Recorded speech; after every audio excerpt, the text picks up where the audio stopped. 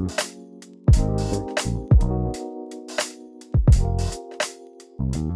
right, and welcome to our third episode of the Aegis and Cheese qualifier special. On this one, we're going to be going through the qualifier for China and also for Western Europe.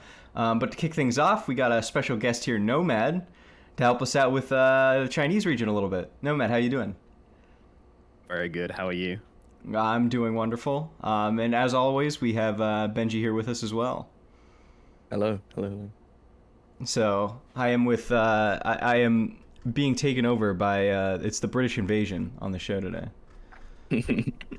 Brits, yeah, we do that. We're not very successful at it though, unfortunately. You make some attempts, and then Yeah, don't stick at it for the long run, but there we go. All right, so let's jump right into it. China to me is the most one of the most interesting regions as far as the qualifiers go, just because it seems so open right now because so many teams have qualified. Although on paper you look at some of these teams and you say they're definitely the top dogs, the results kind of say otherwise, at least initially on first glance. Nomad, who's your top pick right now? Especially from the upper bracket. Yeah, for me, it's probably going to be Elephant. I think both Elephant and eHome are kind of like equal in a lot of people's books. Some leading to eHome, some leading to Elephant. I mean, I think when you've got these players on your team, you know, they're gonna kick it into gear now, I think, on the side of Elephant. And they've looked like a little bit better since they've got Super Infrared Panda on that team. Mm-hmm. So it's not easy. It's not an easy call for sure. But I would say that Elephant quite likely, maybe like 65 Elephant, 35 eHome, but eHome definitely a firm second place for me. So the rest of the field isn't as open as I have suggested to you.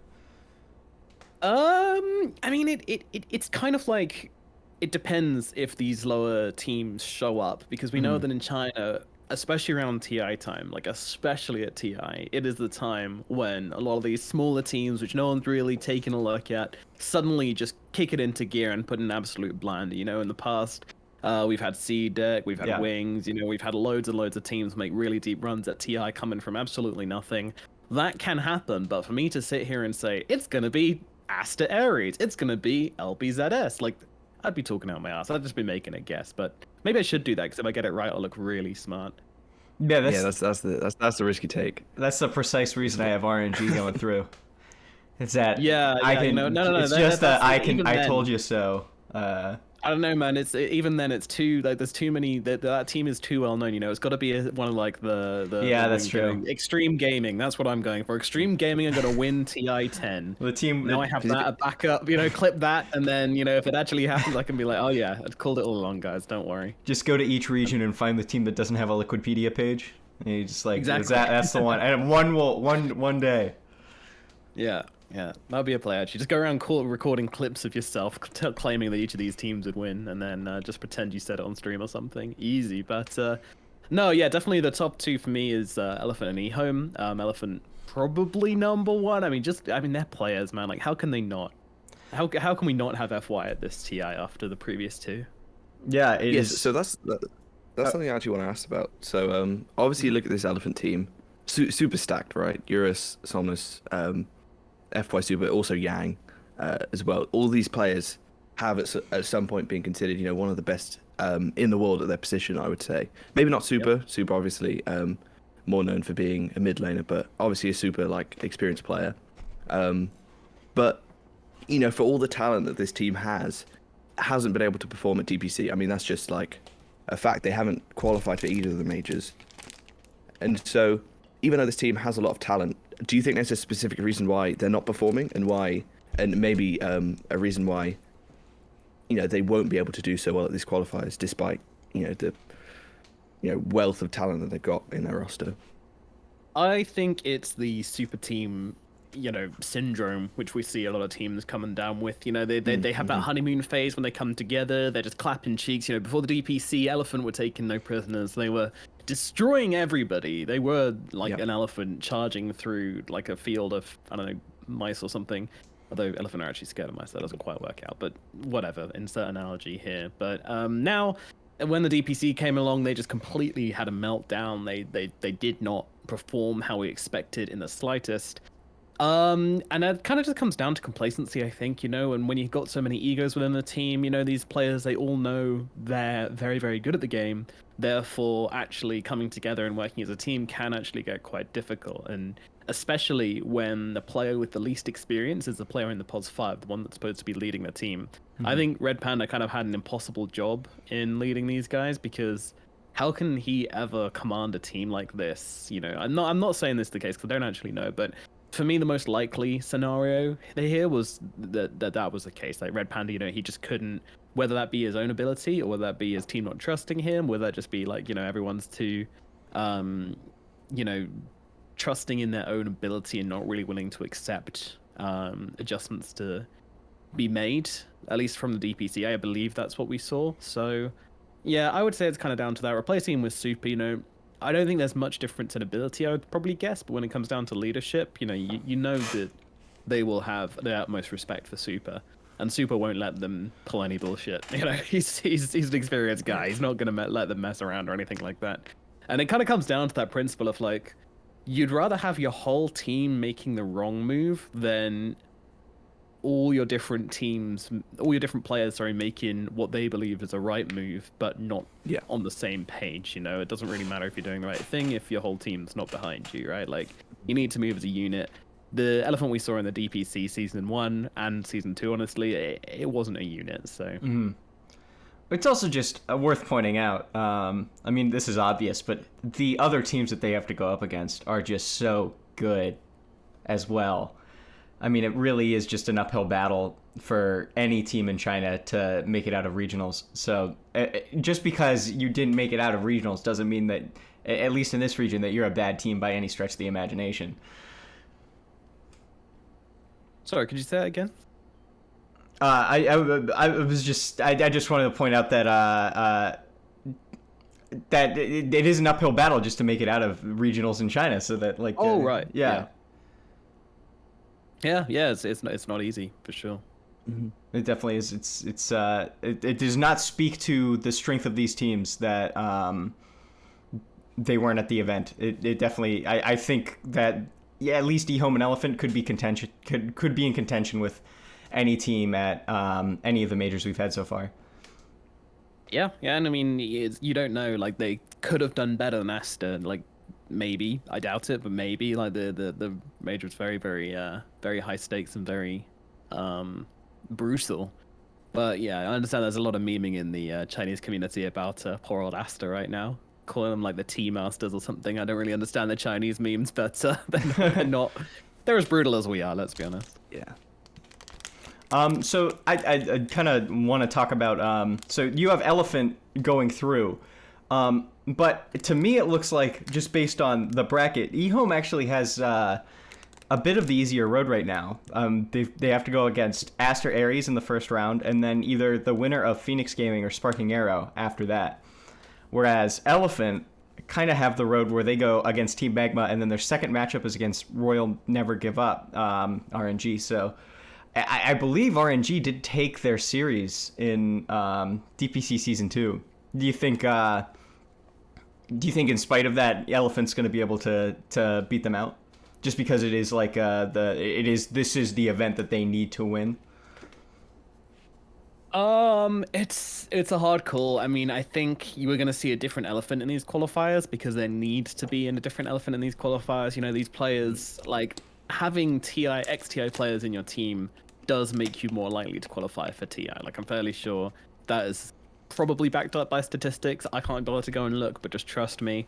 Like any good statistician, I'm not going to do the research, but I'm just going to tell you that it's true, and you're going to have to take my word for it. Mm-hmm. Please don't research it yourselves. But I think that having ex-TI players on your team definitely puts you in a position to be stronger in the qualifiers. Like, we often see that being the case. And yeah, I mean, I think with the state which RNG are in, it's quite unstable. The thing with RNG, right?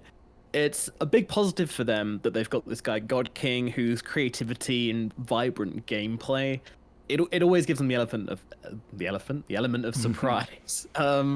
Unfortunately, that is also their downfall. Like I honestly don't know at all. Like I don't fucking know what RNG are gonna end up doing here. I think they're not even a dark horse because, you know, a dark horse you kind of don't expect.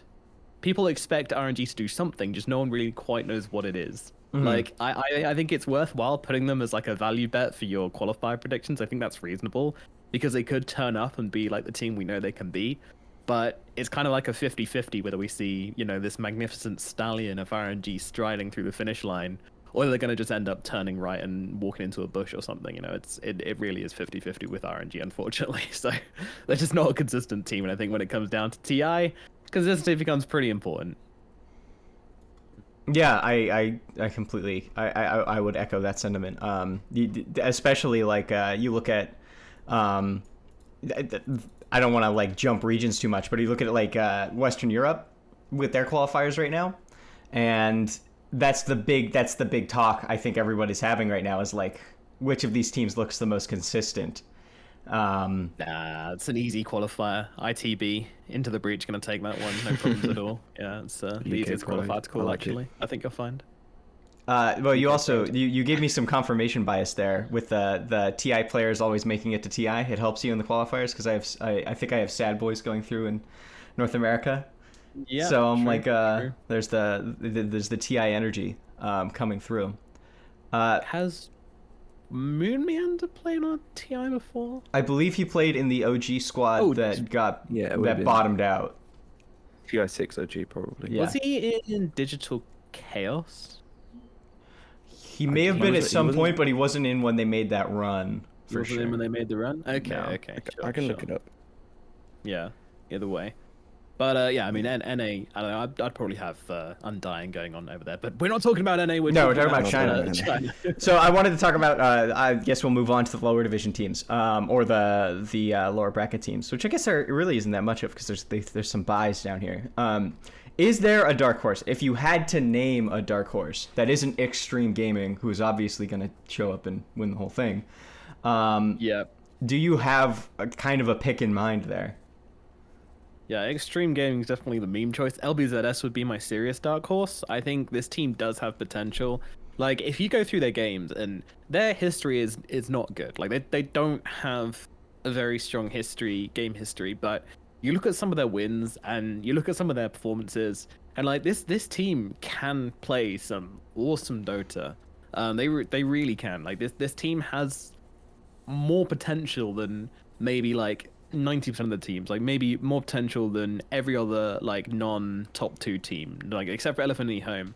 LBZS have more potential than everyone else. In fact, maybe even more than Elephant and eHome, because we know what Elephant and eHome can produce. Like this team is very, very interesting, and I think they haven't had their time yet. I don't know. Like I think season 1 DPC LBZS looked really weak. I wasn't convinced by them at all. But since then, I've been watching them in Division 2. Like it didn't look great. It didn't look fantastic. But man, some of their wins, I'm just like, if they can harness this and play like this all the time, then this is going to be one of the most unstoppable teams in the Chinese region. But we never see it. Like we don't see it. Again, you know, it comes down to that thing of consistency. But that's what a dark horse is, right? A dark horse is a team where, if they suddenly find this energy, this momentum, and this, you know, strategic consistency combined with the right amount of creativity and, you know, exciting gameplay, then they could come out and they could smash everybody. I think LBZS is that team for me. And yeah, I don't know. I think people might be kind of overlooking them because they don't have any of those really big, like Kachi's probably the biggest name on the team. But when these guys play together, man, they do have some convincing performances. This might be a bit of a hot take here. Yeah, but I think I kind of want to. I agree with you. This is actually one of the few teams in the lower division that I watch a little bit of. They're very, very exciting. However, I would say that if we don't get that pre-TI patch, if we don't get that like little glimpse of like a change in the meta just before the qualifiers happen, I think it hurts them a little bit because I think that element of surprise is definitely something that maybe it's less the element of surprise and more just the creativity that I think could help them out a lot. versus a lot of these, especially in the upper bracket. But this is just like such a brutal qualifier too. I mean, you look at it. Say they lose round one, right? Against RNG, then they have to go up against. They get a bye, and then they have to go up against the loser of Elephant Magma or CDEC Gaming. So it's a hard road, but I'd love to see them do it. Benji, I'm curious if you have if there's any like teams that you've been I don't know how familiar you are with the region, but any teams that you think could make a deep run here. Well, so not exactly I'm not too familiar with the lower division, but I did want to talk more about this eHome side that I don't think we've sort of touched on a lot so far. So probably I think consensus is that Elephant's probably on paper the strongest team in these qualifiers. Then you probably have eHome as a close second. Matt, I wanted to get your thoughts on sort of I don't know what you kind of see as a potential ceiling for this eHome team. Like, could you see them qualifying for TI, making like a pretty good placement there, or do you just not really see the potential upside of this team? Obviously, with a lot of great players, Chalice and Xnova, people will remember from the LGD side that had great finishings at TI and TI9. You've got Sylar, who's been one of the best carries in Chinese region for quite a long time now. I just wanted to get your thoughts on sort of this team and how it can perform going forward. eHome, they kind of narrowly avoid relegation from the upper division, right? And then they've got they swapped Arjit for Sylar, and since then they've looked a little bit better. And also you've always got that combination of like Xnova and Chalice. These guys have been playing together for about 4 years now, I think, Xnova and Chalice. So you have that kind of really strong, cross lane as well, duo of players to kind of back up your really talented. I think most of the talent in eHome actually comes from XM, their mid laner. And then kind of Sylar and Chalice, the more kind of consistent guys. XM can kick off every now and again. They have the recipe for a really good team there, but having the recipe and actually being able to pull it off is not enough to get you through these qualifiers. You need to have the recipe, cook it all together, produce something amazing, and then you need to have like an incredible pudding and starter as well to go with it. Like baseline good gameplay is never enough to get you through qualifiers, especially Chinese qualifiers. I don't think eHome have serviced up anything particularly spectacular in the past few months, which makes me really kind of feel excited about this team. And you could say the same thing for Elephant. They haven't done anything spectacular, but in the past they have. We know that this team has and can perform to that level. I don't know if eHome can. Obviously, the ceiling with these players, Sylar, Chalice, Xnova, the really experienced guys. Fade obviously had a fantastic time when he was playing for Vici. He was very, very impressive. And then XM's kind of the comparatively newer player, very, very high MMR, very mechanically skilled. Like the recipe is there, as I say, but putting it all together, it hasn't happened yet. But again, maybe TI is the spark which lights this fire into eHome, and then we see them turning up. It's certainly possible. They have the resources, they have the players, but you can say that all the way down to like the 5th or 6th team in this qualifier is a problem. Kind of at the risk of sounding maybe a little uninformed here. One of the big things I noticed from all the Chinese teams at the major was that they didn't seem to prioritize their laning nearly as much as like being able to take a fight like around the early mid game to like mid game and just kind of snowball from there. I think in like a lot of the games that we saw in the grand finals with PSG LGD versus EG. EG, I think, came ahead in lanes a decent chunk of the time, and then just either couldn't close it out, or LGD would just walk all over them with map movements after that. Is that kind of a thread that seems to exist in kind of the Chinese meta in general? Pretty hard to say. I mean, I don't think they draft for the lanes at all. In China, they love things like this Abaddon and the Oracle and like Phoenix and stuff like this. They love these heroes which can kind of offer a lot to the mid game. Make the turnaround plays. There's definitely less of the emphasis on laning phase in China, I would say. Yeah, I think that's definitely true, and we saw that at the major. and their approach to the game is obviously very, very good compared to what a lot of other regions are putting out right now. So maybe we'll see other teams, other regions adjusting to that as well. But yeah, you could definitely say that China is a less laning focused region for sure. Okay. Yeah. Benji, do you have any any stats questions or anything like that? I don't actually, but I'm big on my stats, but I haven't got any specific ones. But there is one question that I wanted to sort of put to either of you. I'm sure Noah will probably be more well equipped to answer the question, but so Noah, you talked a lot about these teams sort of having a lot of talent, but not really being able to sort of put it together into a complete package, and something that I think that is a similar problem. What regions that have a similar problem is places like sort of SA, NA, places that don't really have a clear sort of either the leadership structure or great coaches to be able to sort of take these teams and really form them into something great. But the interesting thing about China is that Elephant, they've brought on ROTK, obviously one of the most famous coaches in Dota history, as their coach between DPC Season 1 DPC Season 2, and then also eHome bringing in QQQ, who was obviously the coach of that LGD team and also a pretty famed player over the years. So I just wanted to sort of ask you whether you think that that is the problem, that these teams, whether there's a different sort of thing at play here, whether it's either these coaches are being brought in not because they actually work well with the team, but just because they're big names and that they're not really being able to put these teams together that well. I don't know if that sort of makes sense to you, but I noticed I didn't really word that very well, but hopefully you have something to say on that. Oh, that's all good. I mean, coaching is a huge thing in China. Every single time we see one of these big Chinese teams put together, that you've always got an all-star coach behind them as well. LGD, they've got Zhao 8, Vici Gaming have Fenrir, Aster have Mad.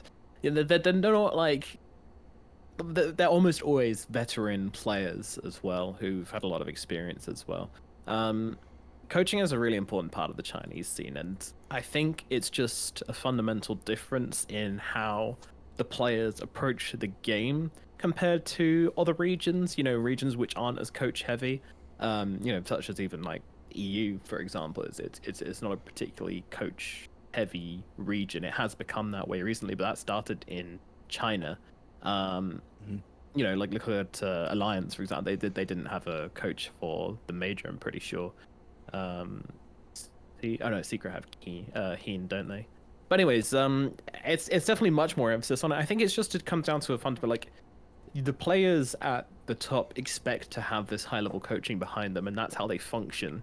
When it becomes so integrated into the scene, you can't really take that away. And I think it's sometimes hard for us when we look at a team and go like, oh, this team's not really performing very well. Like, oh, they have a really all-star coach, like, maybe it's his fault. I mean, it's very hard for us to tell. I think it's kind of easier for us to lean on that and go like, oh, well, this team doesn't seem very well put together. Maybe it's coach's fault. Like, at the end of the day, it does come down to what exactly the role they're performing within the team is.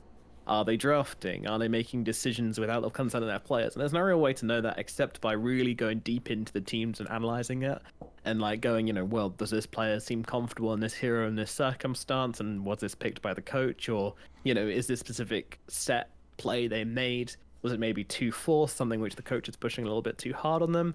It's very finite questions, and to really answer it properly, you have to properly study a team very in depth to figure out exactly what the result of that is.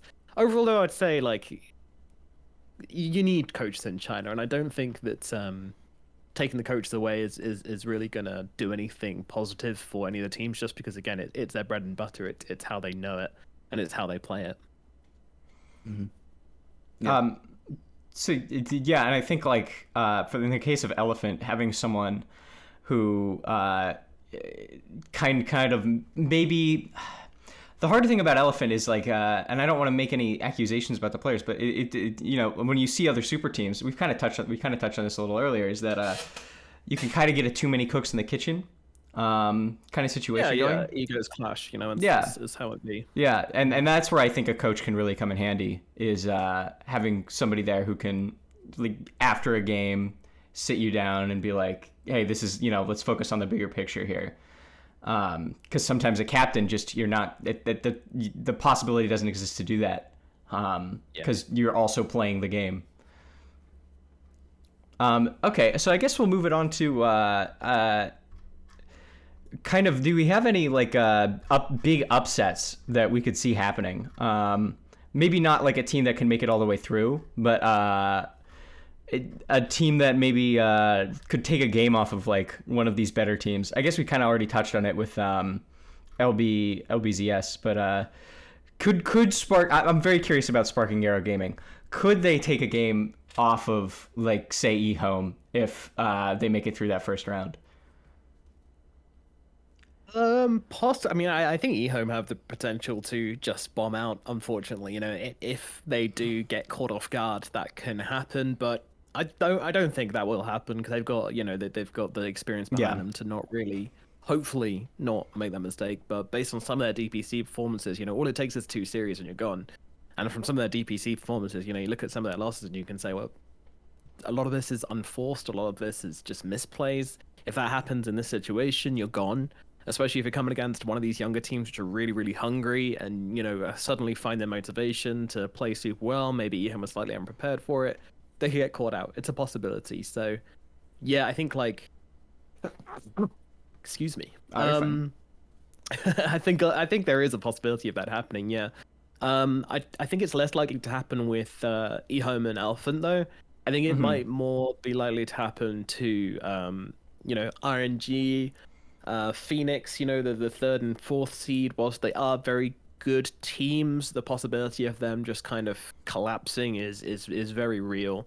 They don't have the experience behind them. They don't have that, coaching impact as well, the infrastructure behind them. So it could all slip away very, very quickly if these teams don't come up immediately. The lower down you get, the more volatile it gets, really. It seems like a straightforward thing to say, but, I think... in a way, it's more likely for either, like, I would say, if I could say a prediction, I would say it's more likely for Phoenix, RNG, or LBZS to qualify over Team Elephant.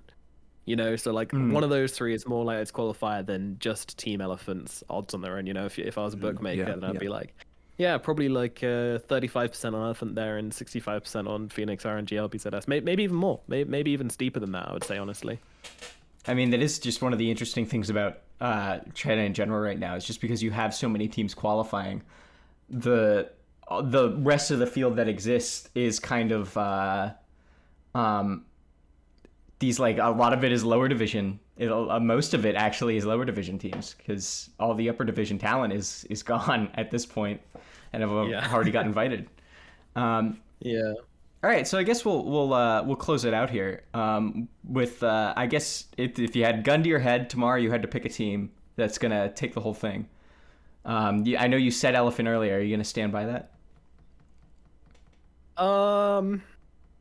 Man, I mean, my heart wants to say LBZS, but I can't do it. That would be very much a heart gamble. So I will still go for Elephant. Yeah, I think that they will probably take it, but yeah, chance for upset in this region, huge right now. Historically, it almost always happens in the Chinese region. We get a big upset. Yeah. And right now, none of the teams which are qualified to TI are that upset team, so it makes sense that it should happen in the qualifiers. But all the same, Elephant, they have the quality, and it's time for them to really step it up, and I think they will. All right, Benji, let's give you your prediction. Yeah, so I think I'm gonna agree with Nomad here. I think this Elephant team, it almost feels like they have too much talent to falter here. Like, they have to start winning at some point. We saw them do it before TPC. They won, I think, like an OGA Dota pit in China, and were just like crushing teams left and right. Obviously, things haven't gone their way in the DPC, but I think sooner or later they're going to have to step up. And I think now that the pressure's really on, now that they know, right, this is our last chance to qualify for TI, I think that's the point where they're going to start focusing and start winning games. And I think they'll be the China representative from the qualifiers. And then also, Nomad, just before we go, I want to We'll get your thoughts on one player, so one like individual player who you think is going to be the one to watch in these qualifiers. A player who you think is really going to step up and surprise people with how good they play. So who would that player be for you? Ooh.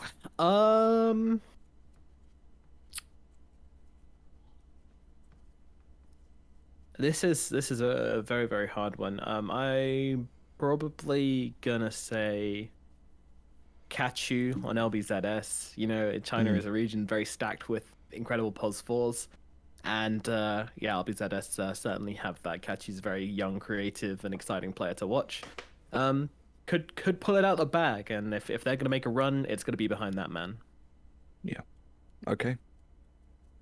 My prediction, by the way, just because nobody asked, which I'm deeply offended by, is RNG. I do have RNG doing it. For the same reason I've said it before. I'll say it again. If Elephant and eHome were gonna do it, they would have done it already.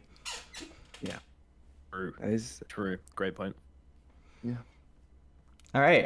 Well, that does it for this segment of the qualifier show. I want to thank Nomad yet again for coming on and helping us out. Had some great insight. Definitely is more well versed in the scene than either of us are. So thank you so much. Anything you want to plug before you go? Save the trees. Save the trees. That's a sentiment that we can all get behind. And the bees. Save the trees and the bees. Basically anything with a double E in it, it's here to And stay. the seas. Yeah. Yeah, EA counts as well. Save the seas, save the bees, save the trees. Yeah. I'm trying to think of something horrible with double E's in it now, so I can disprove your point. Jeeps. Jeeps are Save the fine. Jeeps. Throw out the jeeps, unless they're electric jeeps, which I don't think is a thing yet. I actually can't think of anything. Seeps. Huh. Creeps. Oh, Creeps. so we gotta save the creeps. Yeah, no, dude, that's you go, we could get behind that. When I play carry, I always save the creeps. You know, I miss every CS. Don't Yeah. worry. you know. I specifically don't go into the jungle because that's just not ethical, dude. Cool. Oh, cool. They're neutrals. You know, they're not doing anything. Yeah. Yeah. All right. Well, we'll see ya. Thank you.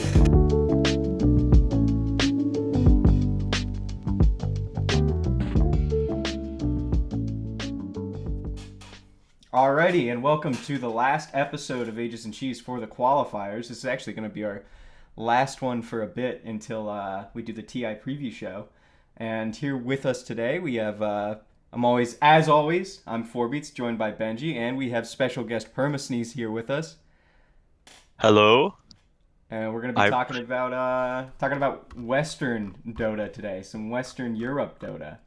And kind of just to give you the quick rundown on this one, if you're unfamiliar, which I don't know how you could be at this point with Western Europe.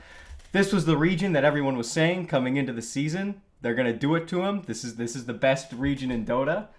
They're going to have 5 teams qualify for TI, and here we are. The region has somewhat underperformed all year, and we're left with a qualifier that is stacked.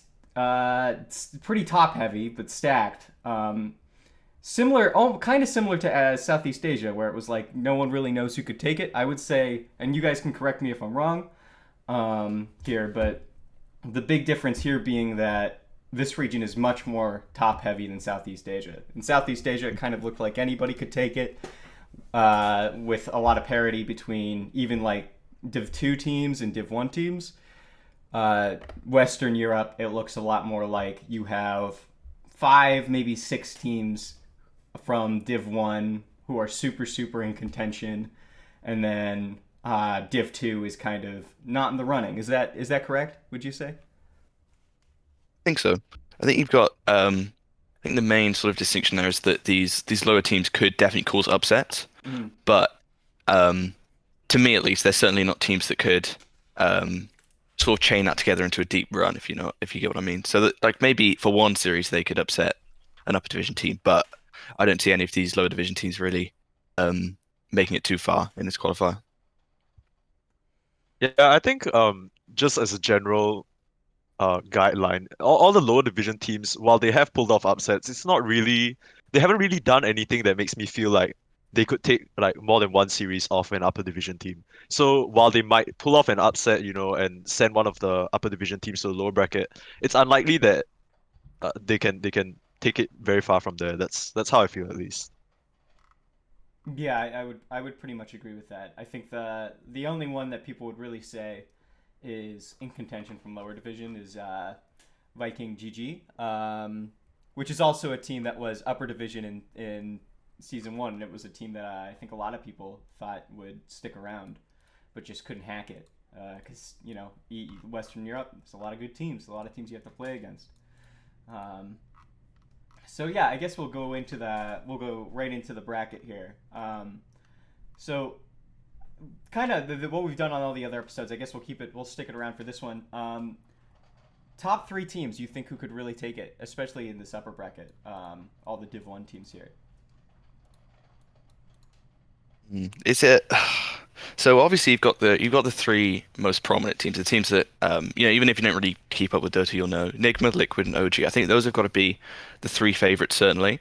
Um, Nigma and Liquid have both gone to majors. Obviously, Nigma had a pretty good showing coming out of the wildcard in the second major compared to their pretty disastrous first major, but obviously didn't have mind control. You can read into that what you will. They also did change WeHa for ILTW, a change which I think has made them a lot more dangerous. I think they look a lot better with giving Miracle a really like sort of flashy space creating mid and just putting ILTW on like a Luna, heroes of that sort of ilk to allow you to just sort of have a good synergy between your mid and carry where you've got Miracle running around making space, ILTW farming sort of early game, and then they hit this really strong mid-game timing. Obviously, GH is a god, mind control is a god, and I've been really impressed. I know that there are a lot of questions about Kuro's drafting, especially after sort of the Singapore major disappointment, but I think it's pretty solid at the moment, and I'm looking forward to see if they can pull any sort of pocket strats or anything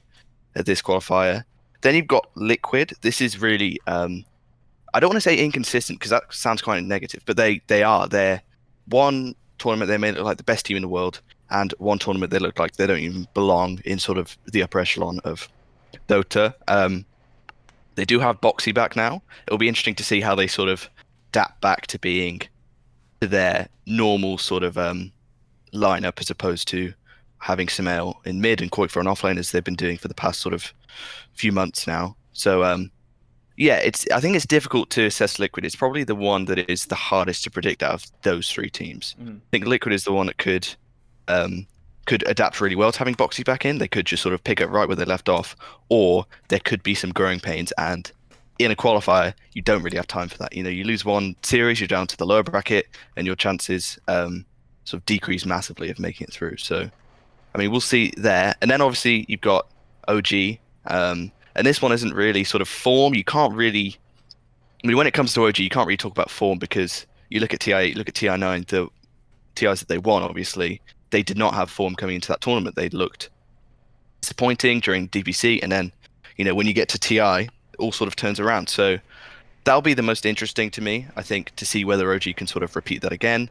Obviously, it's not the exact same roster because Anna's gone, Sumail in the carry role, which is another interesting thing to see if Sumail will adapt to that role well, having played mid for the past sort of 3 months. But yeah, I think it's so difficult to sort of split these teams apart. I think they're all three have pretty much an equal chance of winning. If I had to favor one, I'd say it was Nigma. I think they looked great at the Annie Major, and yeah, but it is so hard to decide between these three teams. All right, so we've had some technical difficulties. There was a massive storm that came through, unexpected. You probably actually hear the thunder on the recording. There's like a huge thunder crash, and then my internet goes out like 5 or 10 seconds later. So that's a good time. Can't wait for you to hear that. So we're gonna pick it back up from Benji. You had just stopped. You were just done talking about OG, Liquid, and Nigma, and Permasneeze, you were going to give your thoughts on those teams there. Yeah, so I think Benji was saying that his favorite is Nigma. I can't lie, my favorite is Nigma too. There's just something about Kuro at TI. You just want to see the man succeed.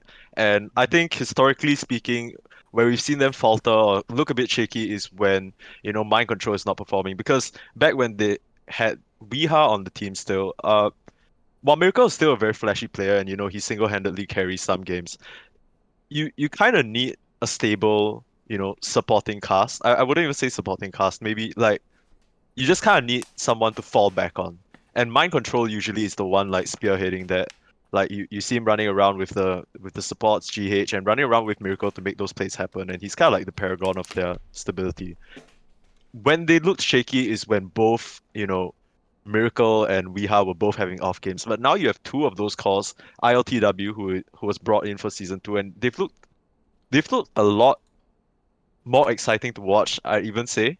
Even though, I just described ILTW as more of a stable player, he is not averse to playing as Devi as them. Like we see him picking up his gyrocopter with GH's Wiz when they're just running at like behind tier 2s at minute 15.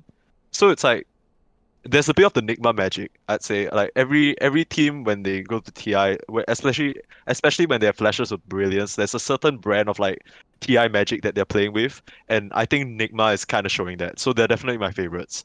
With regards to Team Liquid though, I'm a huge Liquid fan. I've always been a huge Liquid fan, but it's a bit sad to see them lately because obviously I love all the players, but I think one of the cruxes of Liquid's play is that apart from playing the meta, they always have all these cheese picks in their pocket, right? That's what they're always talked about. That's what they're always known for, Koifa especially. But it seems like the cheese picks, except for Brute Mother, are all just kind of weak now. Like they're hard to make work. And like his Lone Druids, his Visage, the Brute Mother, mostly you play in the off lane. There are some mid players who play it still, but it just doesn't seem like they have enough up their sleeve anymore to really outsmart all these teams. In fact, in ESL 1, they just very unceremoniously lost 2-0 to Tundra, and then when they got knocked down to the lower bracket, they just got 2-0 by OG, which is very disappointing because, they didn't even really get a chance to play. Yeah, so I'm not really having high hopes for them. I think Benji was saying that, they're one of the unpredictable ones, and I think historically speaking, that's definitely the case. But I think if there was a time where Liquid looked at their weakest, it would be now. Even when they didn't make it in the Singapore Major, they still kind of put up a really good fight in the first day going undefeated. But as of late, it just doesn't feel that good to be a Liquid fan. Yeah. And I think the last team, OG, obviously they have a lot of it's OG, right? They've won 2 TIs. What else can? If you don't know OG at TI, then are you even a Dota fan? But I think there was this Reddit article or interview that just came out talking about Thompson, like maybe saying that it's gonna be his last TI playing and he might retire soon. He doesn't know whether he's gonna continue. Kind of feels like OG is nearing the end of their run, and as much as they did show some signs of life with Sumail at ESL 1, it just doesn't feel like they have enough in the tank to carry them all the way through this time. They didn't make any major this entire season. So I mean, like you said though, OG is OG, right? So they always come around. They always look really, really bad up until TI, then suddenly they make magic happen. So Yeah. it'd be cool if they make it back there, but if I had to bet, it'd definitely be Nigma. Yeah, I would kind of agree. One thing you mentioned that I think is interesting. You mentioned the impact of mind control, and that's something I've heard a lot of people talking about. Is kind of not just with mind control Enigma, but around the board, the impact of like 3 positions, this patch in particular, because it does seem like 3 positions have the ability to be really dominant in lane, and really bully out the carry in this patch. And if for whatever reason you're not able to do that, you're giving up a huge advantage that you otherwise could have. And that is something that's like on the table for your team to have. So yeah, I would kind of agree with that sentiment. The one thing I wanted to mention about OG though is, do you guys think that the format for this qualifier, not having a group stage and just having the bracket, do you think that helps out them? That helps or hurts their chances in some way? Because OG is a team that we haven't really seen have to play on the back foot because they haven't been in any tournaments. They've just been in group stage. I mean, we've seen them having to go through tiebreakers to maintain their position, and they've been successful in doing that. So that potential is there for them. Do you think that this kind of gives them the opportunity to flex a bit? I think something that you've seen across pretty much all qualifiers so far is that the players that are TI players, like players that are some kind of perennial contenders at TI, have stepped up in the qualifiers. Not necessarily gone on to win it, but we've seen great performances out of, going back to Eastern Europe, you had Hellraisers, who are a team who didn't perform very well in DPC Season 1, performed a little bit better in DPC Season 2, and then made a huge run in the qualifiers to sort of come third. And obviously they were a little bit unlucky to not be able to make it into the grand final. But across the board, you see sort of these, you talk about Envy, I know you love to talk about Envy beats. I think Bumblebees did better than pretty much anyone expected them to, coming third. So I think there is an element of that. I think these players kind of struggle to attach stakes to the group stage or not group stage, sorry, DPC season, because it's like there's nothing really tangible that you play for in that. Obviously, DPC points are important to get to TI, but when you're in a qualifier, you have very clear stakes in front of you. If you don't win this match, or if you lose, then you're not going to TI. And I think that'll motivate a lot of these players who maybe didn't put everything into DPC season to really perform the qualifiers. And I think OG is probably a prime example of that. Yeah, I kind of agree with you, because I think that at some points I think we've even heard some pro players say it kind of feels like a chore, because you just kind of have one game a week that sort of matters, but then it doesn't really feel like it does. It just feels like another practice, and then ultimately it's really only crunch time when the scores start to finalize, and then there's tiebreakers and whatnot, and you start to it sets in that the final score is going to affect where you place for the major. I think this, like you said, might especially benefit OG, because you can't say that any of the teams aren't hungry for a TI spot. Obviously, every player's dream is TI, right? But some people might say, OG have already made it to 2 TIs, maybe the fire's not with them anymore. But you must also remember that they did not make it to a single major this entire year. So these guys are definitely itching to get back into action. And I don't know, like, whether it's really represented in their play yet, because we did see them have like moments of, past OG in ESL one summer, when they pulled out some when they pulled out their strats, and like it looked like, actually OG is not as far down as some people might have expected. But it just, like you said, I think all these teams that have players that have attended TI, it definitely benefits them a lot, because they know it's crunch time now, and they know it better than anyone. They're used to this cycle of this time of the year, it's time to buckle down and get it done. Whereas maybe some of these newer teams that are in Division 2, their whole journey has already been crunch time, so there isn't really an extra oomph per se. Mm. Yeah. Yeah. Yeah, I would agree. The other thing I want to mention about OG too is just that it's Sumail on 1, Thompson on 2. I mean, this looks like a team. I don't know how. Have we ever seen Sumail play on 1 position before?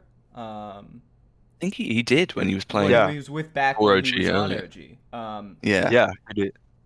The potential. I think the potential is there for this team to really be, if they play their cards right, to really be scary. Because these are 2 players who are known for kind of running at you from the mid lane. When they're on their carry roles, they will show up to team fights. They will be there. And not just like farm the entire time. So I'm really interested to see OG play fast. I would like to see them trying to play some fast Dota running at these teams. And I think that if they were going to see some success, they're going to see it with that, or they're going to see it with the classic OG pocket strat. We don't know. I don't know if that potential exists for them right now. I'd actually argue to say that this patch might actually negatively impact OG, because if we take the matches from the other qualifiers, one of the prevalent strategies is carries from the mid lane. So we see a lot of Medusas, we see a lot of TAs, and there's a lot of emphasis on stacking and farming, and just like the TA carries, especially from the mid lane, where the position one might play a faster tempo, like Razor, for instance. That's not necessarily known for being the be all end all late game carry. The thing about Thompson is that when we've seen him succeed, it's never really on these carry mid laners like Medusa or TA. It's always on something unorthodox and something strange that nobody really knows how to deal with. Like for example, his partner or like his Pango mid. Like he's someone who thrives on making plays, like Tiny running around the map and blowing people up. We all know that to be Thompson, but when all the focus of securing the late game is on Sumail, it's it kind of puts them at a disadvantage because you look at some of the other teams, like I think that they're very well suited to this. They like for example, let's just take Tundra for instance, or even Liquid. Like Koifa, while he plays a whole bunch of different cheese heroes, he's also quite adept at playing the TA mates, and Liquid is just flexible all around. And Miracle and ILTW, they both have played carry before, so they would know. Whereas Thompson is primarily a mid player. We've never really seen him play position 1 at all. I think that's a really interesting point, actually, the what you said about sort of the carry from the mid role, because at the major, something that I remarked on about Team Liquid is that often they would try and get Sumail on this sort of right-clicking mid hero who could carry the game if it went late, and this didn't work at all for them. And then you look at sort of the polar opposite, which was Nigma, who had Miracle on, your Invoker, your sort of real space-creating flashy mid heroes, and that worked really well. So I think that obviously it's not Sumail in mid, it's not Koikfa in mid, but I think if Liquid keeps that strategy of sort of picking that carry from the mid lane, it could potentially work really well for them, especially in this patch where it's kind of the meta now and it's very well favored. Yeah, something else about Sumail too is that kind of goes along with that is back when he was at the height, I think of his hype. Back when he was on EG and people were saying, this guy's the best mid laner in the world. I remember he was a great laner, but the other thing too was that he would always have room to recover. He would always, like, even if he lost the lane, PPD or somebody would be stacking like every single camp in the game, giving him a chance to recover and kind of stealing that farm away from the carry because they knew Sumail getting him farmed up is going to be more important. I think it's going to be interesting to see how that works in this situation where he's instead going to be on 1 and how they're going to manage that. I don't want to talk about the 3 big teams too much here. I would like to talk about kind of the 3 teams that I would consider, and I think everyone would kind of agree, are the 3 teams who might be able to pull off a big upset here, and that is Team Bald, Reborn, Chicken Fighters, and Ghost Frogs. I can't tell. I cannot tell. I'm kidding. You caught me by surprise. You sounded, because the thing is, you said Team Bald Reborn, and I was like, he's joking, and then you kept going, and I was like, oh my god, he's serious. Yeah, right. Because I thought you would stop the joke there, and I'm like, wait, hold up.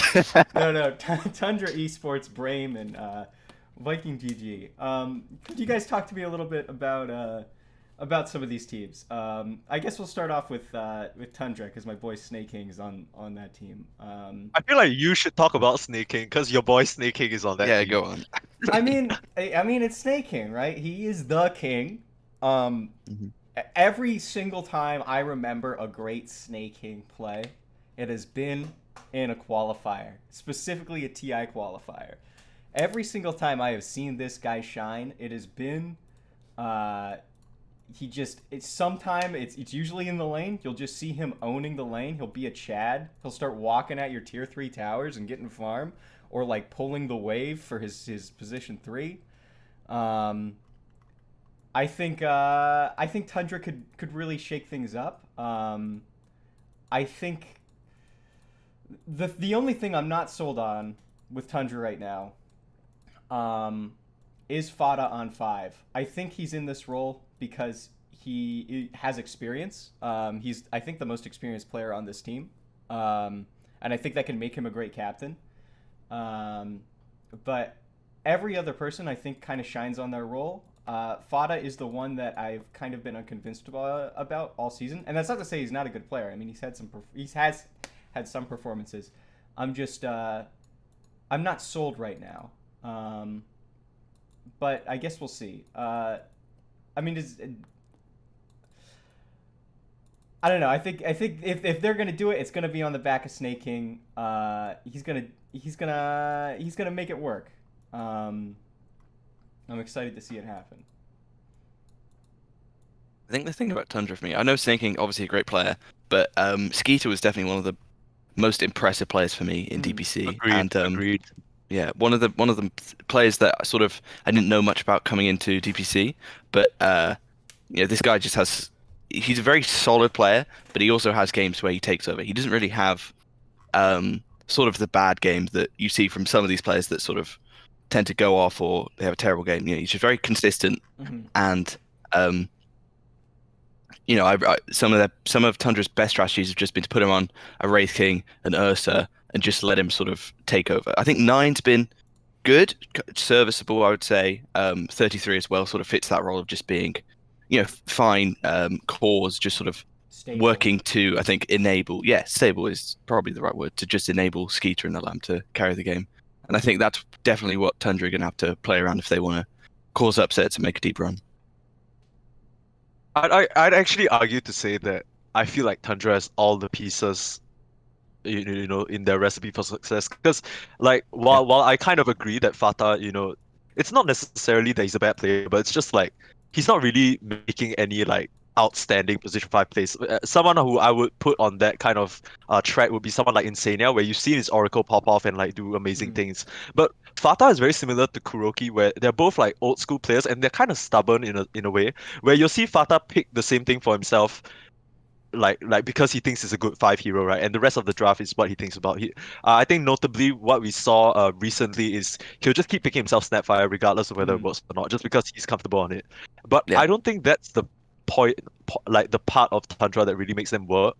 I feel like I agree with Benji, where Skeeter definitely has improved a lot. I think Skeeter has been around for quite a bit, but he hasn't really broken out. And I think recently, especially in the ESL1 summer, he really has shown that he's a really solid player himself.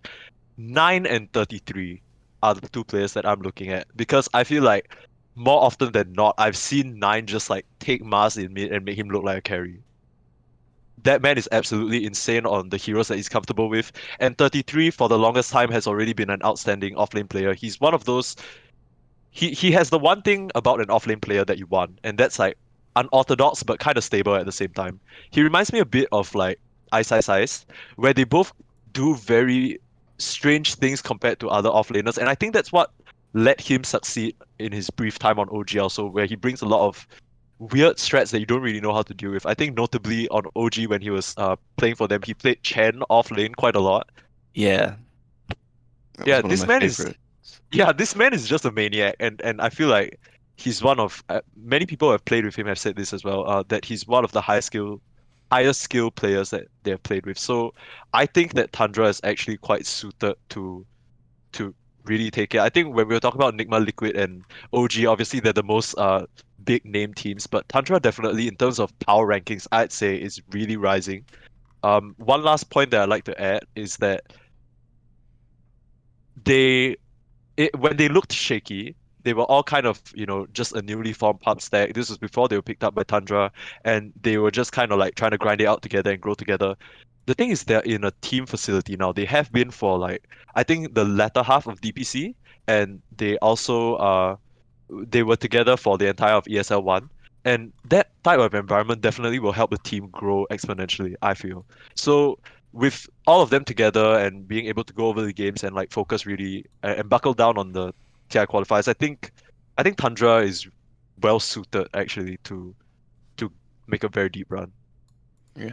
What do you think about their performance at ESL1 Summer? Because obviously they had that big win against Team Liquid, but Yeah. then losing 2-1 to Quincy and then being 2-0'd by AS Monaco Gambit. How does that sort of, like, how would you sort of rate that performance? Do you think that's a good performance that could set them up in a good stead for this qualifiers, or do you think it was slightly disappointing?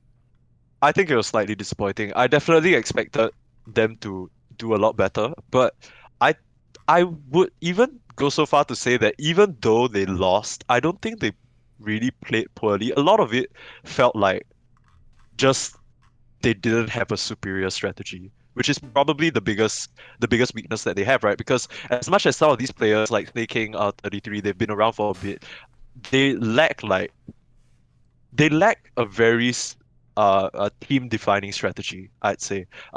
Some of the things that Benji you talked about and even 4 Beats mentioned, they're like just the cores are just stable, right? They do their job, but they don't really have the flair of someone like Liquid, where you'll see like Boxy pop off on his Slada or something like that. As much as they do have heroes that they pop off on, there isn't really any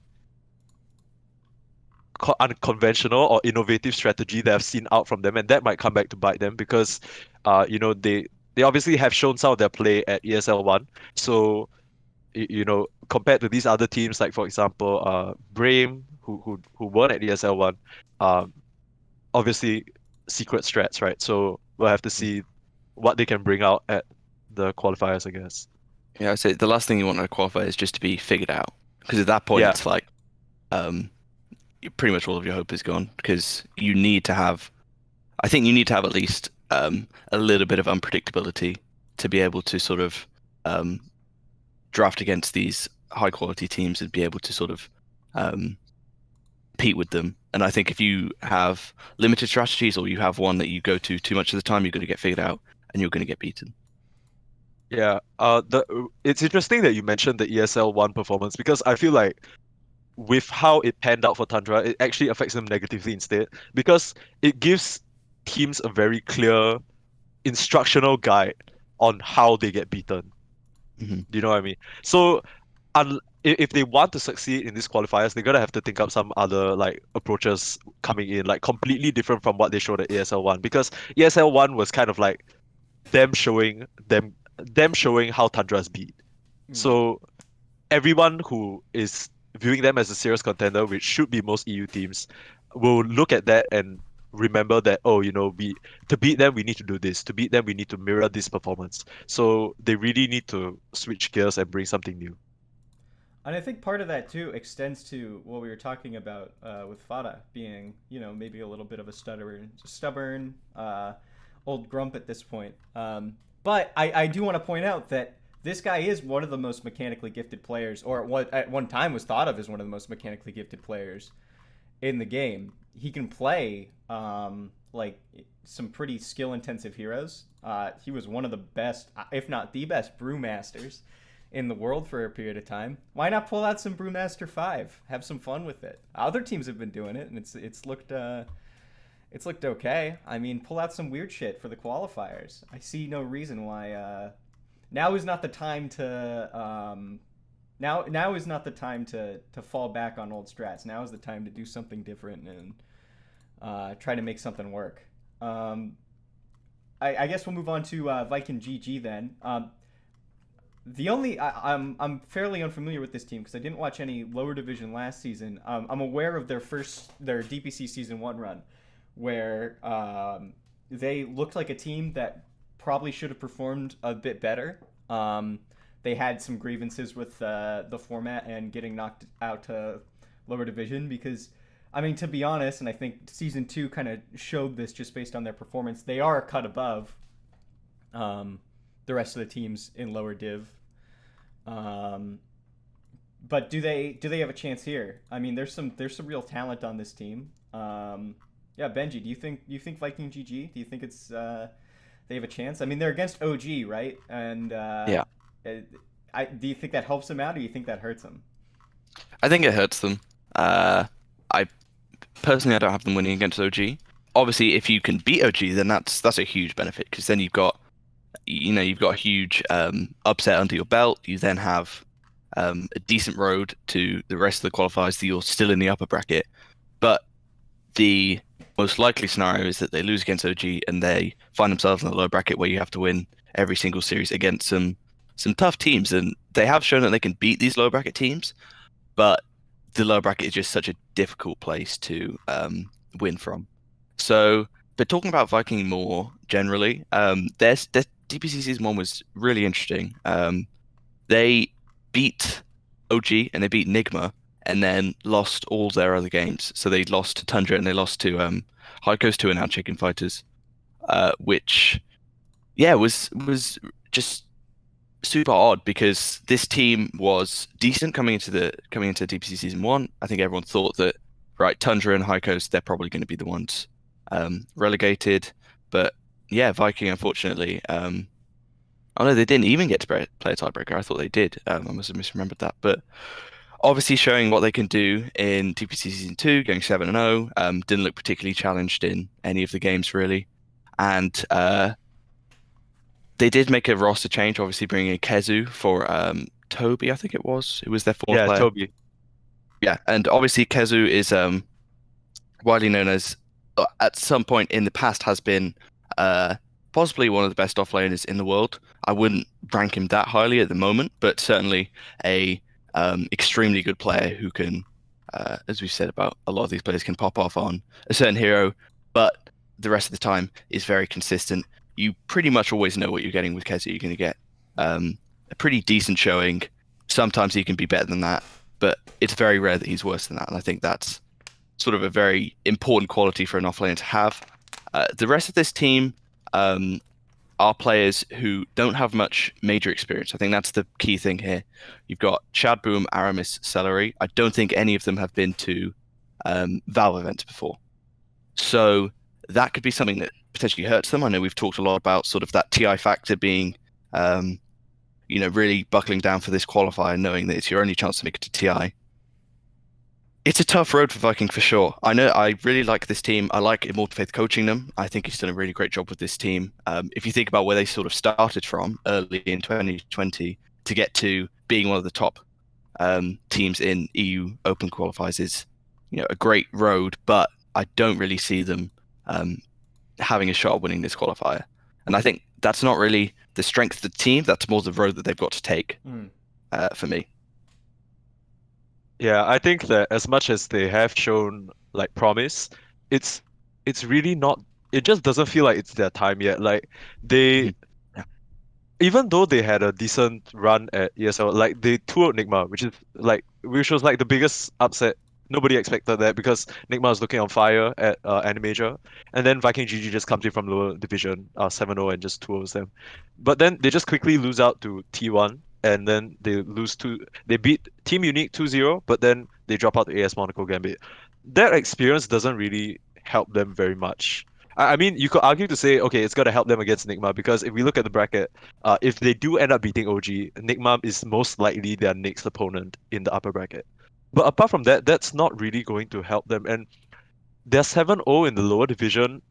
Yeah, sure. Like Benji was saying, they might make it through round 2 or round 3 of the lower bracket, facing up against the other Division 2 teams. But then from there, you don't really have a lot of experience against the higher echelon of EU teams. It's been like one full DPC season since you played against them. So all of what they know is going to come purely from studying the games of these teams, which, unless they're screaming, which we won't know about, it doesn't sound too promising for them. Like Benji also said, for Shed and I think Aramis particularly and Boom, this is like one of their first like 1, 2, 3 teams. Like their competitive experience is so limited. So it's just they don't seem suited for this. Like they don't seem like the main characters of this story. Is basically what I'm saying. Yeah.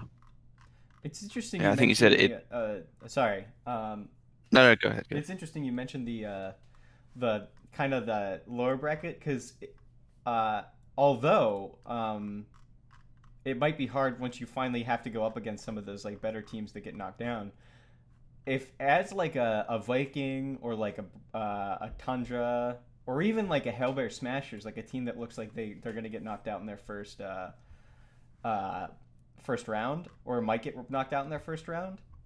There's really the opportunity to just feast on some of these lower bracket teams for a bit and build up some momentum, so that when you do finally have to go up against that top team, you've played a bit more games. You have a little bit more momentum coming into it. I mean, I think you're going to be feeling good. If our kind of assumption on the divide between upper bracket and lower bracket is correct. Yeah, I wonder if you guys think that's a factor at all. Hmm. Yeah, I mean, I think so. That I mean, obviously, it goes without saying that momentum is one of the biggest drivers in any tournament. If you feel like you have a good read on the game, and if you feel like you're a step above all the other teams, that will obviously help with your confidence going into the next game.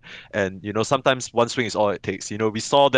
Uh, we saw that's what happened with the C qualifiers as well. Even though they were down 2-0, Fnatic just took one game, and that was enough momentum shift for them to just reverse sweep. Mm. Same thing for Singapore Major, where all it took was one mental damaging question mark, and then suddenly EG were out of it, right? But there's also Spider Pigs and Viking GG and Hellbear Smashers. These Division 2 teams, it's not like they have not already beaten the other Division 2 teams before. So this won't necessarily feel like they're doing Mm. anything more impressive than they've already done. It's just gonna feel like another day of work for them, Yeah.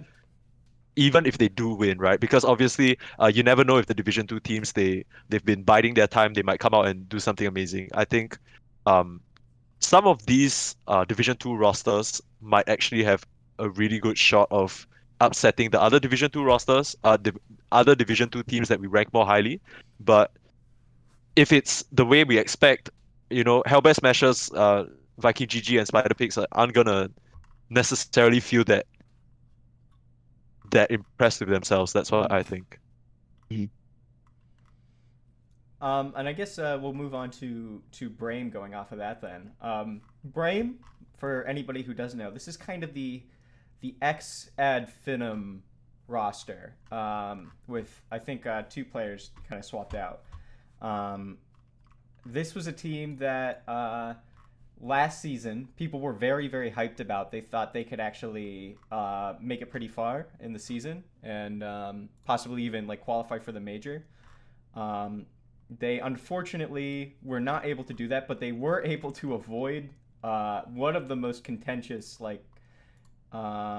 no, they weren't able to avoid. This is they got knocked out. They were not able to make it through the tiebreaker, but they were able to take a game off of take the whole series actually off of Alliance, which was kind of the reason they had so much hype. Because if you can beat the best team in the region, you there's a good chance you could probably go pretty far.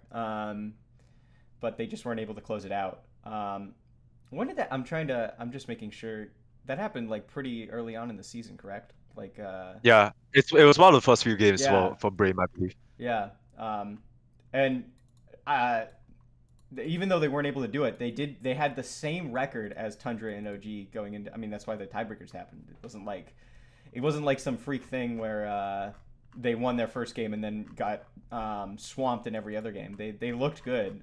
They just were not able to keep it up for the kind of the brutal tiebreaker. Um, so yeah, what are kind of my thoughts on this team? I mean, I think they are against Tundra Esports first. That certainly has the potential to be pretty close. But how about after that? Do you think there's a chance this team could do it? I'm a Uh, huge fan of Brave. I'm a huge fan of Brave. Too, yeah. These guys are just so This, likable, right? yeah. You see them after Every, the game and they're just like yeah, giving all they've got, celebrating and stuff. it's like the production can't even cut to them fast enough before their earphones are like Yeah. flying up in the air. I think in terms of potential, they're kind of the exact same as Tundra, but like on the opposite end of the spectrum. Where Tundra, we've been saying, their cores do a solid job, and they all have the potential to pop off. Brave kind of pops off more as a team because once one of them gets going, all of them get going together and they just run you down. That's how I feel like Brave excels the most. In fact, that's how I think they beat Alliance because they completely stormed over Alliance and took them by surprise. So if Brave is to make a deep run in this tournament, it'll definitely be the way they do it. The reason why I compare them to Tundra is because I feel like they have kind of the same uh kind of lack of strategy. I mean, you could argue to say that that the run at you thing is kind of how they play, but for the most part, when we've seen them beaten, it's because their drafts just have been figured out. So I think it's similar to Tundra where they'll have to bring something new and just take everyone by surprise if they want to win. But like you said, the Brame and Tundra matchup is going to be really spicy. Yeah, it's interesting to note that during DPC, I mean, it was week 1 of DPC season 2, so I don't know how much you can read into this, but Brame did 2-0 Tundra, so I guess they have the advantage there in that matchup. But yeah, I think Brame was one of these teams that I don't think a lot of people expected much of going into the DPC season 2 being promoted, obviously from lower division, but definitely gained a lot of fans during the season with just the upsets they're able to pull off, particularly against Alliance. I guess the one against Tundra was a bit of an upset, considering Tundra had been in upper division. People probably expected them to beat Brame, and they managed to come out and get the 2-0. But yeah, as you said, this team is super likable. I know Spartan has been one of the players that is, a lot of people have just said he's just such a nice guy. People want to see him win something. He's been in the scene for so long. Obviously, he had the deep run at was it Boston Major with Adfinum, right? Yeah, Boston Major. Boston Major, and yeah, I think this match against Tundra is probably going to be super close, and I know I'm excited to see it. I'm obviously pulling for Brame. I want to see these guys go far, but going up against Liquid, even if they make it through the next round, I think that Liquid matchup is going to be very difficult for either team that makes it through that match. Although one thing I do want to point out about Brame that I think is a factor that maybe a team like Viking or Tundra don't have is that I mean, these are players that have, not for TI but for other tournaments, have done it before, and maybe less specifically because both those teams do have players who have qualified for events. This is a team that has had a captain who has gone the distance as well, which I don't think is something you can say for Tundra or Viking. Tundra Fata though, Fata. Fada, has he qualified for an event as a captain of a team? I mean, he has like a storied history. Right. Yeah. Not so much as a captain. I don't think. Back when he was on Secret is when most of Fata's glory days was when he was playing position 2 or position 3, and that was when he mostly was under people, I think. But captain wise, probably not. For most of his big results, he's either been in Liquid or Secret, right? And that's Liquid, obviously, you've got Kuroki's running the ship, and in Secret, you've got Puppy. Yeah. So, kind of new territory for Fatih. He hasn't really, I would say, he hasn't proven himself as a leader, as you said, Beats. But obviously, very experienced player, very mechanically skilled player. So, yeah, I think he's lacking some experience as a captain, but obviously, he is well equipped to execute well. Yeah. My point was that Spartan is a guy. I mean, he embodies the captain and leader role so well. For sure. I think that's exactly what you need. That's exactly what you need in this situation. When every match is going to be like maximum pressure.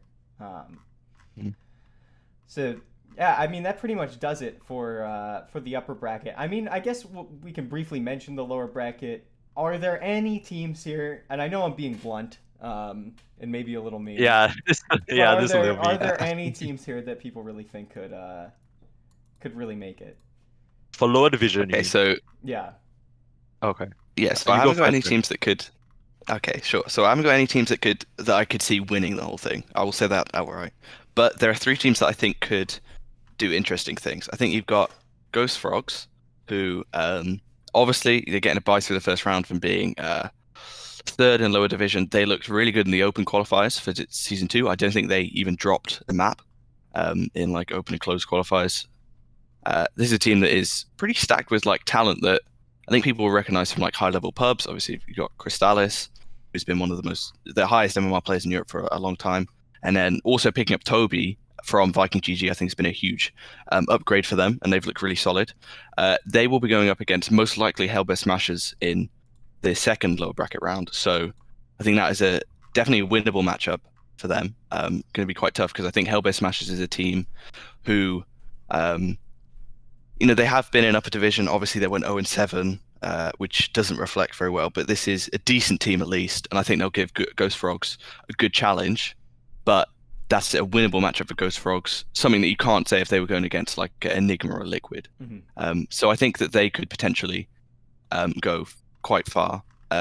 You've also got Into the Breach. Obviously, I'm slightly biased because it's a UK org. I'm from the UK, but yeah, this is a team that showed, I know, a little bit of promise. They did get some good results over teams like Chicken Fighters. Chicken Fighters, who were particularly disappointing during TPC Season 2, they couldn't quite put it together. But Into the Breach going up against Hippomaniacs, who have been, I mean, it's a miracle that they're still in lower division. I think they have won something like 2 series over their 2 seasons in TPC.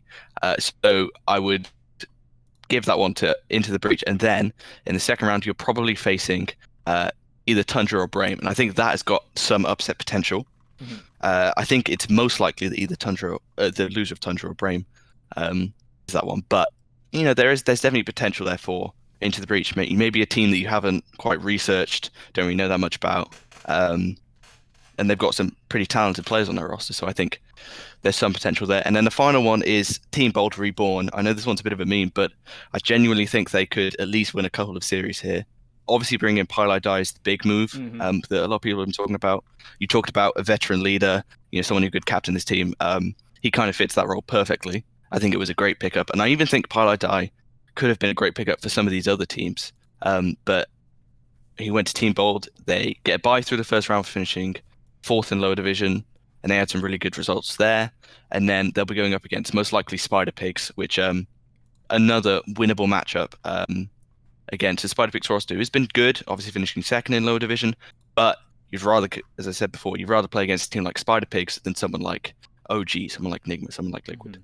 So for me, none of these teams are going to win, but those are 3 teams that I think could at least potentially cause some upsets and get into maybe even like low bracket round 3 and 4. I actually think that Spider Pigs might beat Liquid in the first round because Ooh, that is controversial. yeah, that might be a bit of a hot take. But I just, before I get to that, I want to mention a bit about what you said for Team Bolt Reborn. Who was the previous 5 player? Was it 5 up? No, right? It was 5 up who then went to play for someone in NA. Right. Because 5 up historically is a 4 player, so they kind of had 2 4 players on their team. I'm not really sure who their captain is, but the thing is, even though Pylai Dai has so much experience, he's not historically been a captain. So I guess you could put him in the same. That's true. That's true. Yeah, you could put him in the same camp as Fata, but the thing is, Fata has been doing this for quite a little while now, ever since Secret, which was quite a while ago. Whereas on the side of Team Bolt Reborn, there doesn't really seem like a leader figure, in my opinion. Like all these players are good in their own regard. Like Excalibur, obviously a really high MMR player. We have Gork, who everyone knows, obviously. Pablo is a typical, talented 4 player, and we have Rygix, who's, the unorthodox offlane player. But there isn't really someone who I feel like is calling the shots or making a very decisive read about the game. So as much as like maybe Team Bolt could do something with Pylai Dai, it's like they feel like they're just completely lacking in terms of the direction. Although I will say, Pylai Dai he was captaining Newbie when they were at TI10. Right. And that team, I will never get over this. They looked so good in the group stage, and then had to go. Yeah. Their first game was against goddamn OG, and they got OKGG. Yeah, that was rough. So, I mean, maybe that says something about. I mean, I don't want to just like make an accusation, but maybe that says something about Pylai Dai as captain, that he wasn't able to pick the team back up after that. But I don't know. I think any team that ran into that. Yeah. That's OG not a good place to run into. Yeah. Yeah, no. But, he does at least have some experience. Yeah. As for Into the Breach, I don't think it's coming home, unfortunately. Benji. What are your thoughts on Spider Pigs, though? I'm so surprised you didn't mention them. You listed like 3 teams, and I was just waiting for you to say Spider Pigs, and then you did, and I'm like, what?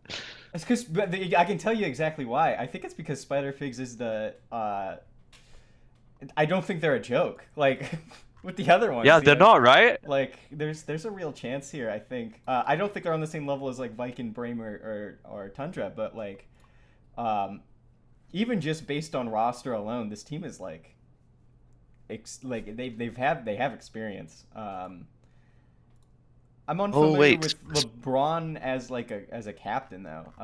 LeBron has been like, I think he's one of those like captains who's been around for like so long, Mhm. but he's just kind of been on like middling rosters. But in the middling rosters, I think one thing is very clear. It's like he always kind of pulls the team together. So in terms of leadership figure, it's definitely there. And I think you obviously have the experience of Fanik as well. As much Mhm. as some people say, oh, it's been a long time since Fanik has been good.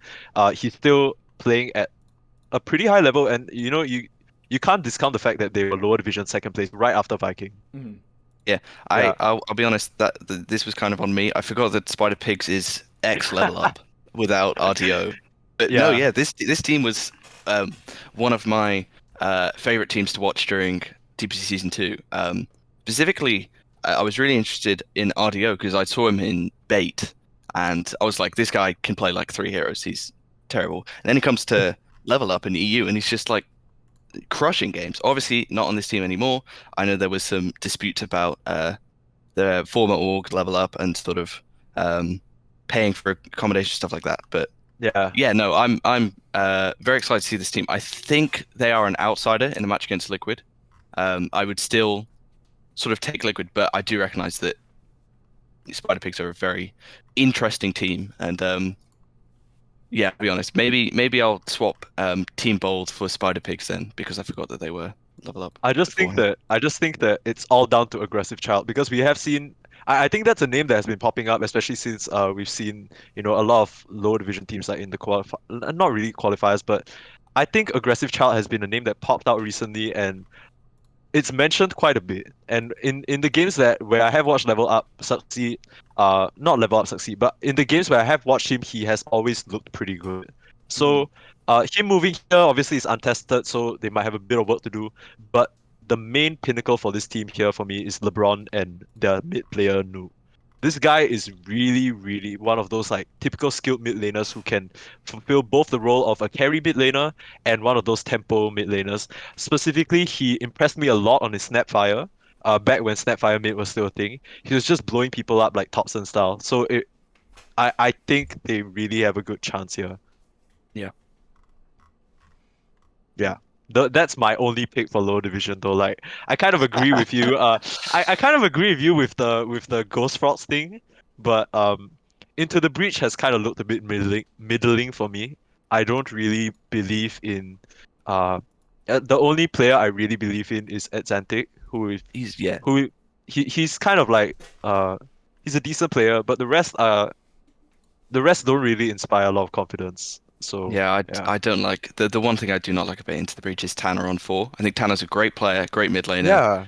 not a great 4 position. I wish that I know that they probably want him in the team, but I wish they would find something a little bit more sort of Up his a role where speed, he can right? sort Like of yeah, exactly. A role where he can sort of show his talent better than 4 position because I think he's I don't want to say wasted, but I feel like he's not as effective on 4 position as he would be somewhere else or as another player would be. yeah, but it's so sad, right? Because if you take a look at Into the Breach, there are two kind of standout players are Xantic and Tanner, and they're both mid players. So you're gonna have to Yeah. give away one of your picks. It's like, Exactly. yeah, All right. Okay. So to close it out here, because we've been going kind of long for this one. I guess the final prediction of who you think is going to take the whole thing. And Benji, I guess we'll start with you. Okay, so I'm gonna go with Nigma. Um, I know we sort of spoke about these 3 teams earlier, but yeah, I think that you could pick any of Nigma, Liquid, and OG, and it would probably be you can even stick Tundra in there probably, and I'd be like, yeah, sounds about right. But if I had to, and this is me having to decide between one of the 3 teams, I think Nigma has the best chance for just being. It looked very stable at the moment. They had obviously a great performance at the animator. I like their tricore of ILTW Miracle Mind Control. I think they sort of fit together very well, and how Kuro's drafting around them is it's been very encouraging for me to see. Obviously, GH is very good, and Kuro, he sort of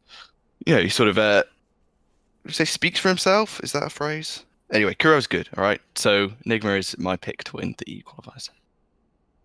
All right. I think for me, it's Nigma as well. I believe we mentioned this at the start, but I completely agree with everything Benji has said. Um, they kind of looked shaky a bit at the start, when ILTW came in, but then the way that Kuro is drafting around them in the more recent matches inspires a lot of confidence. It kind of speaks to, the thing about Kuro is that he's a really experienced drafter, right? But as experienced as you are, you never really know how your team is gonna mesh together until they actually start playing. And the way he's been drafting recently makes me feel like he's figuring out how to enable his team Mm-hmm. and the way they want to play. So that's really inspiring. I'm gonna go I'm gonna go on a limb here and just say that if it's not Nigma, it's Brave. Because I feel like I need to see Brave. I need to see Brave at TI Yeah. again. I want to see Brave at a Valve event. Like, I'm not saying like the other teams don't deserve it, but if Brave kick off to a good start, I don't think they'll be able to be stopped, especially if they bring new strategies. And they should have ample time to, because they didn't play in ESL1. They have been kind of like watching from the sidelines in a bit, so I'm sure they have their own ideas. And the Brave guys also say that, in the regular DPC, it's kind of hard for them to care, but when it's crunch time and when they see that Spartan is like getting worried and getting like concerned, then suddenly they all rally together and become like gods. So I just want to see that happen. All right. I'm gonna kind of have maybe two here. I think my big pick is probably Nigma. Just to kind of, I mean, just to, not the bandwagon, but I do really like ILTW on carry. I think he looked very strong at the major. And I've been super critical. Benji can attest. I've been super critical of Nigma all year. Yep. But after seeing them at the major, I think they showed their strength. My other kind of smaller pick is kind of Liquid. I think it's dependent on what their mentality is coming into this. Because I think, given everything that they've kind of gone through this year with Boxy being out, Sumail coming in, Quakefa switching roles, I think there's kind of a little bit of a potential here for them to show up and be like, you know what, we're just gonna kind of like the year's been weird. We're just gonna take it easy here. We're still gonna like give it our all, but like the pressure I think might be a little bit off in a way that for other teams the pressure might be on way more in the big four, I would say. And I think that could really benefit them here. Just to kind of have a bit of a looser mentality. But I would still go with Nigma over them. I think it very much comes down to if Nigma can get off the ground early, I think they're going to look unstoppable. And they've got good potential too. However, if they lose to Hellbear Smashers, I don't know if there's a way back. Interesting. None of us going for OG. They might just do it to us again. And you least expect it. That's when they're the strongest, right? If we start talking about them, then they lose all Exactly. their power. Yeah. Yeah. I mean, are there? I know I said we need to close it out, but is there anything they could pull out of their back pocket? Is there any like something in the shadow of the meta right now that they could pull out and just make look crazy? Ah, man. For me, nothing don't- comes to mind for me, but I think that's kind of the point, right? Yeah. Not supposed to expect it. But to be fair, there's gonna be a patch before TI, right? That's what everyone's expecting, because Mhm. they can't do it in the middle of the qualifier. So if there is a patch, and I actually stopped keeping track, but I don't know, 7.29 has been out for quite a bit now, right? Yeah. Since Singapore was the last. It's been on since after Singapore, I think. Yeah, so it's Yeah, been so quite a it's- while. So we're due for a patch, and if the patch just kind of shakes things up, that's where OG thrive, right? Yeah. When the thing that they're gonna have to pull out is pray to Ice Frog, I guess, because I feel like the patch doesn't really favor them now. I'm bringing back to what I said about the carry mids, right? We don't really see Thompson on that, and it doesn't look like OG is trying to move towards that style also, which is the type of style that a lot of other teams have seen success with. So I mean, there's always the meta shakeup that's gonna benefit them, and they are historically quite quick to identify a strat that's kind of oppressive, and that's how they usually win. Mhm. So, fingers crossed, if you're an OG fan. but the consensus pick is Nigma right now, which Yeah, without a doubt. we were right about North America. I mean, you know, we could be right about this one. Caster's Curse doesn't affect us. We're not casters. Exactly. Not casters, We're not man. casters. We're good. Well, no, we are We're podcasters. Podcast. Oh god, Uh, yeah. Oh man. Podcaster's blessing. Right. All right, so Team Nigma, they're gonna do it. I want to thank Permasneeze for being here. Really helped out. Add some very useful things to the conversation. So thank you so much. Yeah, it's great to be here. Is Thank there you. anything you want to shout out before we go? I write on esports.gg for the Dota 2 section. I guess that's the only thing I can shout out.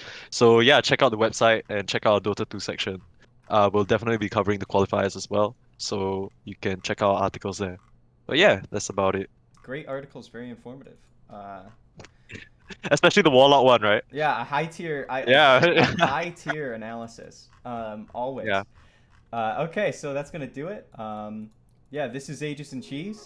We're gonna be signing off. Thank you so much for listening.